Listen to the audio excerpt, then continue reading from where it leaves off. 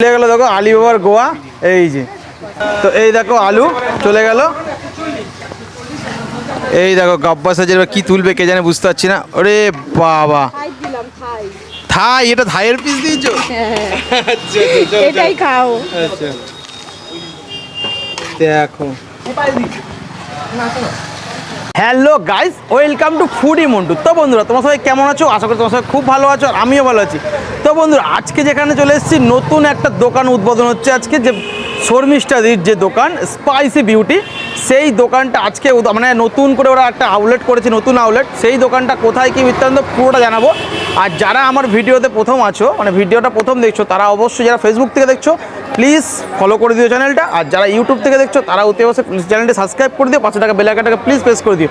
আর যারা ফেসবুক থেকে দেখছো তারা অতি অবশ্যই বেশি বেশি করে শেয়ার করো, আর চ্যানেলটি অতি অবশ্যই ফলো করে দিও। তো বন্ধুরা দেখতে থাকো, আজকে ধামাকাদার অফার নিয়ে এসছে শর্মিষ্ঠাদি স্পাইসি বিউটি, মানে ধামাকাদার অফার।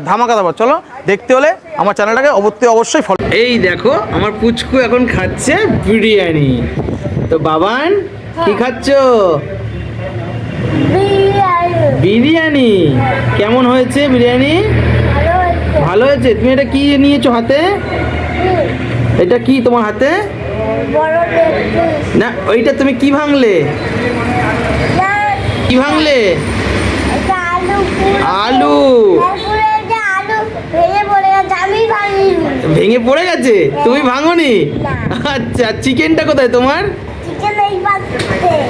এ বাবা, এত বড় লেগ পিস! একটু কামড় দাও। বাও, কেমন লাগছে? দারুন। আচ্ছা খাও, রাইস খাও।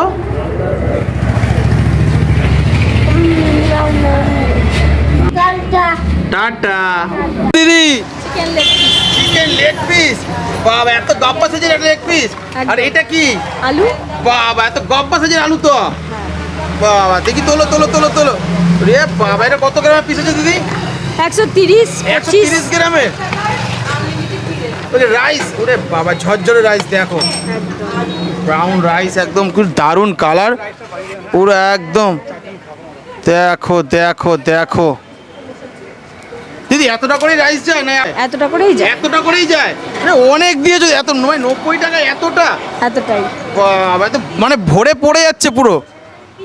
হ্যাঁ পড়ে যাবে না, বাক্সতেই থাকবে। রাইস তো প্রচুর দিয়েছো ওর মধ্যে দিদি। এতটাই কোয়ান্টিটি যায়। দেখো তাই মানুষ বলছে, দিদি কি দিচ্ছ বাক্সতে, একটুখানি তো মাংস আলুতেই ভরে যাচ্ছে, রাইস থাকছে না। তাই মানুষ সন্তুষ্ট নয়, বুঝেছো?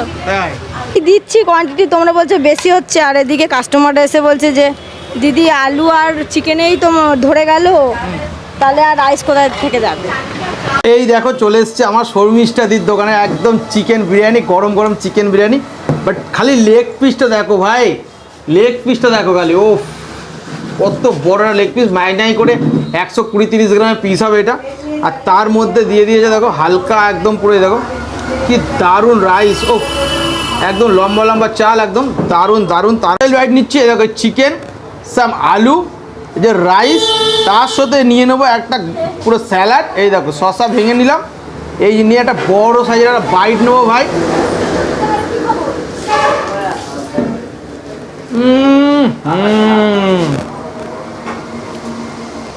মাথায় নষ্ট ভাই, মাথায় নষ্ট।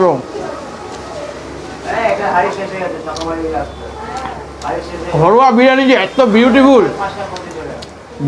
দারুণ।